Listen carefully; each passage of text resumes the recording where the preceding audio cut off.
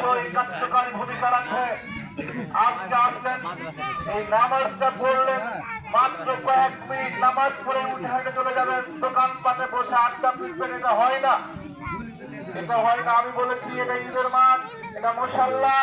আল্লাহ রাসূল সাল্লাল্লাহু আলাইহি ওয়াসাল্লামের সুন্নাত তরিকা মেনে আমরা ইনশাআল্লাহ আমাদের কার্যক্রম শেষ করব।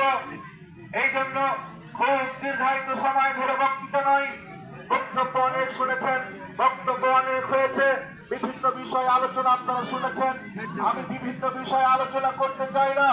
আমি আপনাদের দুইটি মৌলিক বিষয় সম্পর্কে আলোচনা করতে চাই, যেটা আপনি মানব জীবন, আপনার একজন মানব হিসাবে আপনার মানব জীবনে অত্যন্ত কার্যকারী ভূমিকা রাখে। তার একটি হচ্ছে এশিয়ান সফরের মাসে আমরা কি পেলাম, আমরা কি শিখলাম, আমরা কি অর্জন করলাম। তাই